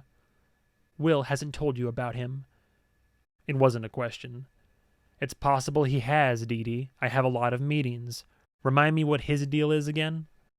"He's the one taking your sex workers. I'm sure of it." This stopped Zoe. "He is?" "He burned the face off of a woman last year, just because she was spreading rumors about him on Blink. The rumor she was spreading was that he was getting off on murder fantasies, all the red flag behaviors. So, It was one of those cases where the reaction to the rumor confirms the rumor. When the first one turned up missing, Violet, his name should have come up, and it should have stayed at the top of your list until somebody went and arrested and or killed his ass. No, my team has never talked about him. Zoe, I can assure you they have. They just didn't talk about him around you. I'm sure there's a reason. I mean, why haven't you gone after him? Ask your man why. He'll tell you. Or maybe he won't. Don't tell me this Rex guy works for me. He doesn't. It's not that simple. But let's just say he's considered untouchable. Take me to Santa's workshop. If it's a software thing, I can reload it myself. The process is automatic. Come on, before your people show up. But after you put some real clothes on. The local press was full of ridiculous rumors about Zoe and her sprawling estate. Zoe's cat has his own luxury suite, was the big one, and of course only half true. Stench Machine's room was just a standard guest bedroom with a couple dozen pieces of cat furniture and a litter box. Then again, her other cat had a similar room, so the half-truth was double what the press thought. So maybe that made it one whole truth again? Zoe has a padded combat room where she pays desperate homeless people to fight to the death. Was true in the sense that there was a padded room full of fighting stuff, but she never had anyone fight to the death in it. The weapons were colorful rubber batons and other harmless sparring gear. Incidentally, Zoe had found that guys she brought back to the estate loved the fighting room.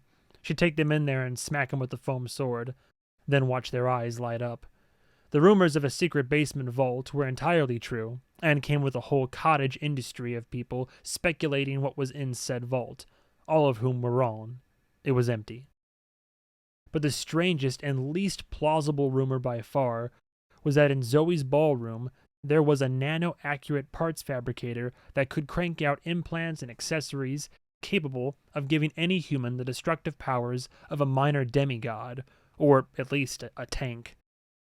This one was 100% true, or 200% true, as she actually had two of the fabricators now, in the room they'd codenamed Santa's workshop.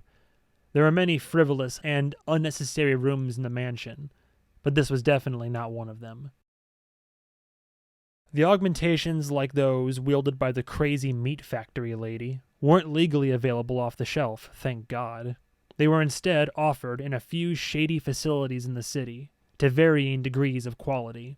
And it should be noted here that the drawbacks of a poor quality device were horrific. Ruptures and or explosions of the tech's tiny little power plants were the most common outcome. An event that looked like the user tried to poop an entire storm's worth of lightning all at once. Well, that's what you'd see if you slowed down the video of such an accident. At full speed, it was just a flash, and then the sound of charred meat landing in the distance. Others suffered software malfunctions that caused the victim's limbs to go thrashing out of control, with enough force to smash holes in brick walls or overturn nearby cars. One guy with strength implants in all four limbs had them malfunction in a manner that knotted him into a screaming bloody pretzel. Near the end of Zoe's father's life, he bought a business, and with it, the rights to this technology, for reasons that could probably be boiled down to boredom. The end result was, in retrospect, inevitable, but at least he thought to make a will first. Nonetheless, the high-powered human augmentation horse was out of the barn, and, as Will was fond of saying, if you can't make a dangerous market go away, then you better damned well try to corner it. So, in a ballroom that had once hosted opulent charity functions and private art showings, or whatever it was rich people did with such rooms, there were now two humming industrial machines the size and shape of Mecha Godzilla's turds. The segments of the cylindrical machines represented stages of a manufacturing process that assembled components with circuits and switches too tiny to be viewed even under a conventional microscope, using raw materials that, in some cases, cost several $1 million an ounce, and could only be shipped in special armored containment trucks. Zoe, already on her third outfit of the day, led Dee Dee to the ballroom and to the machines waiting on the floor like a pair of giant, sleeping black caterpillars. The room always stank like burnt chemicals, and that was just one of the reasons why Santa's workshop would forever be Zoe's least favorite room in the house. If it was up to her, the fabricators would be transported off-site, but the security features were so thorough that any attempt to move them would cause the machines to self-destruct.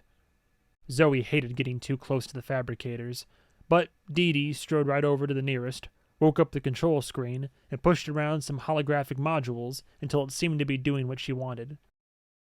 "It just has to reinstall," said Dee Dee. "It'll only take a couple of minutes." Over the last year, the suits had endured an influx of inquiries from those who desired augmentations, and they thus had to develop a system of red flag checks to filter the applicants. It was a 3-strike system, and the mere desire for superhuman abilities counted for 2. A willingness to ignore the potentially horrific side effects got you most of the way to strike 3. One viral clip of a man's augmentation malfunction could be described as literally gut-wrenching. It took a special type of person to just shrug it off. So far, only Dee Dee had met the criteria. She glanced back at ZOEY. "That wound on your head looks painful." "It just throbs mostly, but whenever I accidentally touch it, it's fire, and I think when it turns into scar tissue, no hair will grow in that strip." "What does it feel like? Having the implants, I mean." It took me a while to identify the facial expressions and tones of voices I was getting back from certain men I encountered. Then I realized, for the first time, what I was getting was respect. Respect or fear. With these particular men, they're the same thing. Haven't you noticed that, since you took over this whole operation? People looking at you different? I guess. It's weird, because in some ways it's made it much easier to get the truth out of people, and in some ways it's made it much harder. Dee Dee nodded. "Sometimes I think I just get different lies." ZOEY had met Dee Dee about 5 months ago. Dee Dee was not a people person, but, it turned out, had developed a method over the years for finding like-minded friends. She attended meetings of powerful men and sought out other women who looked as fed up as she was. The series of meetings in which ZOEY and Dee Dee had encountered each other had involved a public relations crisis, the transfer of ownership of multiple corporate entities, and ZOEY accidentally kidnapping a child and getting briefly set on fire during a parade. Afterward, Dee Dee had directly sought out ZOEY for strength augmentation implants, and ZOEY had unilaterally given the approval. They'd done the procedure a month ago. A lattice of exotic materials woven around bones and ligaments. Dee Dee had left the operating room in extreme pain, wincing as she walked out to the street, grabbing the rear bumper of an unmanned delivery truck and lifting it effortlessly with one hand. ZOEY had watched as Dee Dee just stood there, holding the ass end of the truck over her head, quietly weeping tears of joy. "Maybe this is getting too personal," said ZOEY. "But have you noticed it's harder to get dates? I don't know what genders you're into, but I assume it's weird for everybody." "Well, these gloves come off, along with the rest of the costume. I don't disclose up front that I can crush their skulls. The ones who are looking for that in a partner aren't the kind of—" Dee Dee stopped and turned at the sound of frantic footsteps from the hall. Echo came sprinting into the room, skidding to a stop a moment before Wu came flying in after her. ZOEY spun to face them. "It's fine. Guys, calm down." Dee Dee said, "It's just me." And neither of the new faces relaxed to that statement. Echo said, "The moment you got in proximity to the machine, alarms blasted in the conference room." "Did you let her in here?" asked Wu.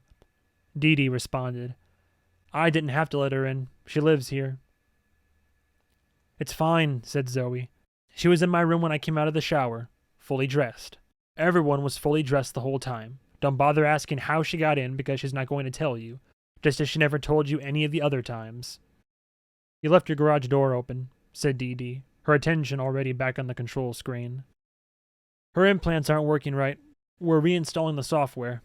Everything is fine." Wu didn't seem to agree.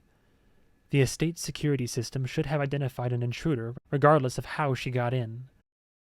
"She went into the system and added herself as a resident," said Will, who came in the door behind them, holding a drink. "She did it one of the times she visited with Alonzo." He looked to Dee Dee. "Right?" "Why haven't you told ZOEY about Rex?" asked Dee Dee. Will's face didn't so much as twitch. "He's a D-list celebrity scumbag in a city full of them. He hurt a prostitute. He was banned from further services and forced to pay restitution. We've had no problem with him since. Dee Dee scoffed and, well, she didn't so much smile as bare her teeth.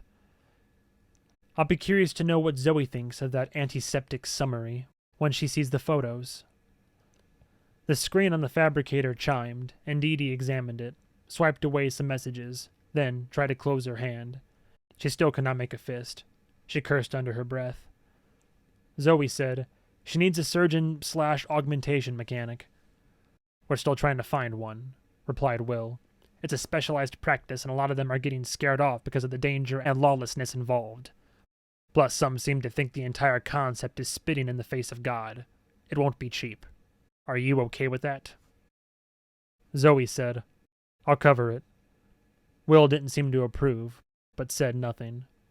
Dee Dee said, you want to handle Rex, or you want me to do it? That, replied Will, depends on what your handling entails. That depends on how quickly he tells me the truth. We'll talk to him. When? Soon. Tomorrow. The schedule is full tonight, with the debate and everything else. Can you hold off until then? What if he snatches another victim? If another girl goes missing, said Will, that won't mean Rex is behind it. Go stake out his house, or put a blink tracker on him, but don't confront him. You'll just make everything worse. And what if I choose to do it anyway? Then the violence gets pinned on Alonzo, since you're connected to him, and he has that reputation. Then Leonidas Damon wins the election. Is that what you want? And what if I decide the lives of these women mean more than your politics? What will you do if I disobey your order, Will? Everybody's here! Shouted a new voice before Will could answer. Everyone turned. In from the hall sauntered Zoe's mother, Melinda, a woman whom the press described as striking, or the elegant original of which Zoe appears to be a defective bootleg copy, depending on the publication. Hey, Dee Dee, she shouted. Love how the outfit turned out. So scary. Can you sit down in it? It looks stiff. Hello, Miss Ashe. Oh, call me Melinda. My daughter is Miss Ashe. Oh, Zoe, your head is looking better. Zoe had just flat out lied to her mother about how she'd gotten the wound, saying in a text message that it was an accident at the beef factory, a result of her goofing around with the equipment. Come, everybody, said her mother. We're going to be late for dinner. We're having it early so you can take off for the debate, remember? Zoe said, I'm not hungry, which just tells you what kind of a day it's been. Normally I can eat through anything. Dee Dee, are you going to be at the debate? We can talk about that over dinner, answered Zoe's mother. Both of you. I really must be going, said Dee Dee, but thank you for the offer. You must be going. To dinner. Right now. Zoe sighed. Just give in, Dee Dee. There's no arguing with her. Chapter 10. Zoe always ate in the giant kitchen, her favorite room in the house, because the alternative was eating in the cavernous dining room with its absurdly long table, Zoe's second least favorite room. Well, that's where she ate when she wasn't just taking food back to her bedroom, or, more likely, eating the entire meal during her walk back to that bedroom. Everyone was thus piled into the kitchen at Zoe's insistence. Some at the bar in front of the ovens/grill/deep fryers where Carlton was working his magic, others across the room at the other bar, which was dedicated to beverages, fully stocked with liquor and a gleaming espresso machine that, when she was in the mood, Zoe could play like a fine instrument. What are we eating? Asked the tall, bald woman wearing the obsidian suit of shark-tooth armor. Everybody orders what they want in advance, said Zoe. Echo is having a protein shake made of those banana things everyone is eating now. Enset, said Echo. Will is having some kind of grain alcohol with a side of glass. Bud and Andre brought barbecue from Andre's restaurant. Best in the state, interjected Andre. Which, I'm told now, is the best barbecue in all of, Utah. Wu always brings his own meals. His wife makes these adorable little boxes with the veggies and stuff all neatly arranged in compartments. He can't stand to have his food touching each other. But Carlton can make almost anything you ask for, though sometimes I think he has stuff delivered and then plates it as if he made it himself. That you save your most profuse compliments for those meals, said Carlton, is most hurtful. Dee Dee asked Zoe, "What are you having?" "Oh, this is weird, but he's making one of my comfort foods from when I was a kid. Cracker fritters. I actually feel like the name is racist somehow, but crackers are pretty much the only ingredient. See that pale mush in the big glass bowl over there?" Dee Dee stared. "Okay, I have to know more." "It was my mom's grandmother's recipe. She said it came from the Depression. You take a whole bunch of saltine crackers, soak them in water until they fall apart, drain off the water, mix in an egg, make them into patties, and then deep fry them. That's it. Then you eat them with maple syrup like pancakes. They have zero nutritional value, but they taste like a lazy Sunday morning. That is what my grandma would have called a struggle meal. I'm in." After the food was made and distributed, everyone ate in silence for about 2 minutes, until Zoe's mother looked over at Dee Dee and said, "So how is the vigilante business?" "That's not my full-time job," replied Dee Dee. "It's more of a community service. The cops in this city barely show up, and when they do, they seem to pick what calls to respond to based on what's easiest. Private security only protects those who can afford it. You said the costume is scary, but I'd make it scarier if I could. I can't be everywhere, but if I show up in these dudes' nightmares, I don't have to be." Zoe said, "She protects the sex workers. I try to be there for anybody who works off the books and doesn't feel like they can go to the cops, or get a response if they do. In this city, yeah, it's the sex workers most often. A lot of the other off-the-books laborers, the big gruff construction workers, they look out for each other, I suppose. This is really good, by the way. I'd ask for the recipe, but fortunately, I was able to memorize it." If she was being honest, Zoe had spent the days after Dee Dee recovered from the surgery waiting to hear about some prominent local lowlife having been punched so hard that his lungs landed on a rooftop several blocks away. Most of the augmentation applications had come from individuals with a specific score they wanted to settle. Dee Dee, however, had always insisted that it was simply about correcting an imbalance. A lawless society was one in which women were destined to be prey, unless they huddled under the umbrella of protection offered by some strong man whom they were now shackled to in one way or the other. She wanted to be strong because in this world, strength was freedom, independence. That alone, Dee Dee had said, made the surgery worth it. Still, it seemed inevitable to Zoe that somebody was eventually going to get their lungs punched out. "Someday we'll have police around here," said Zoe's mother, and Zoe felt herself tense up. There was no more sensitive subject than this. Every business acquisition was a gigantic headache for Zoe, but her purchase of the largest private security firm in the city was like a migraine that somebody had tried to cure with a drum solo and a nail gun. First, she found she was employing a large number of violent sadists and/or lifelong bullies who mainly wanted a blank check to crack skulls and look cool. So the first change she'd made was to make the company uniforms pink. Anybody who instantly quit, rather than wear them, was someone she did not want on staff anyway. But they all just went to work for rival companies, or in some cases, got hired by the actual Tabula Rasa PD, and the competing security firms had started to act as rival gangs.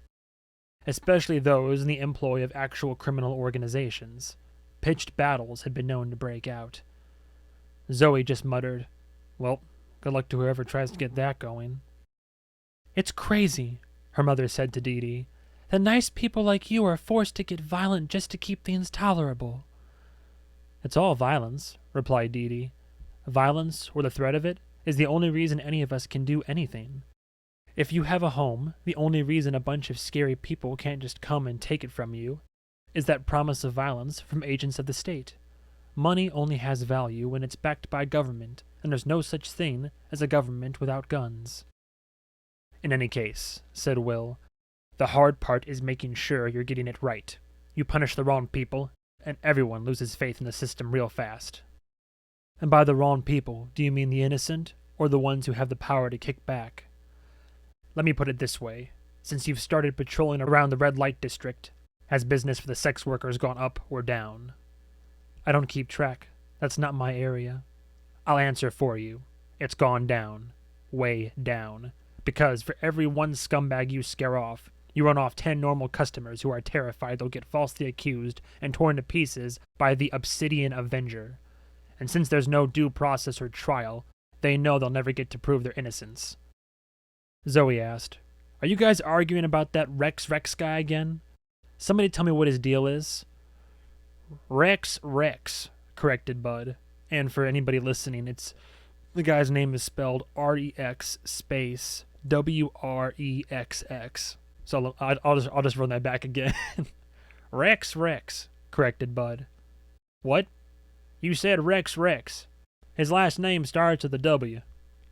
We are saying it 100% the same way. You seriously can't hear the difference? Asked Echo. Are you guys messing with me? When you look at the women who've gone missing, said Dee Dee impatiently, what do they have in common? ZOEY was eager to show that she knew this one. They all have flower names. No, when you look at them. ZOEY brought up her phone and scrolled through the trio of holographic heads. Let's see. They're all under 30, looks like. Different hair, different eye color. They're all conventionally attractive. They're all white. Oh, but that's most of the city, right? That's half the city, said Echo, but only 20% of the sex workers. 3 white ones tells me the perp is targeting them specifically, said Dee Dee, which means he was probably a customer. Whoever is behind it is media savvy and knows what sort of victims make headlines. We know Rex visited Violet at least once, and I bet he saw the other 2 off the books. But who is he? Asked ZOEY. You said he's famous? Famous for being famous, replied Bud around a barbecue rib. You've seen him out and about. He lives in that bus with the clear walls, calls it the fishbowl, living his life in front of a live audience, streams it all. Not even the toilet is blocked off.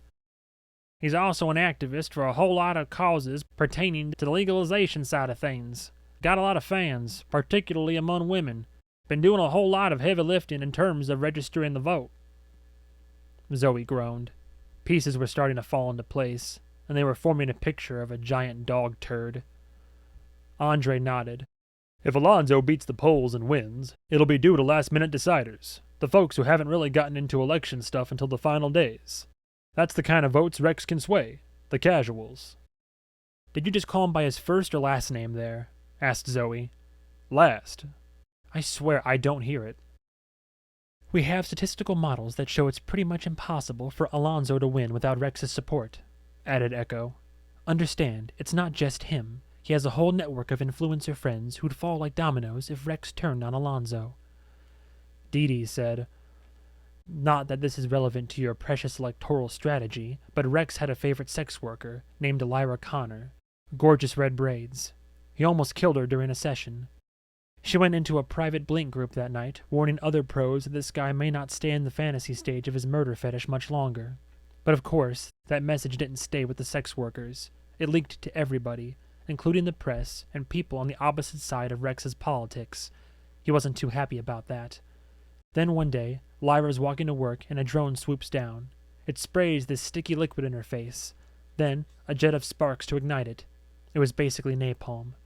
Her whole head lit on fire. Left her mostly blind, deformed, burned off her eyelids, her nose, her ears, her lips. ZOEY put down her fork. And then, said Will, Rex paid the girl $2 million in compensation, plus paid for surgery to fix her up. Under the table, said Dee Dee.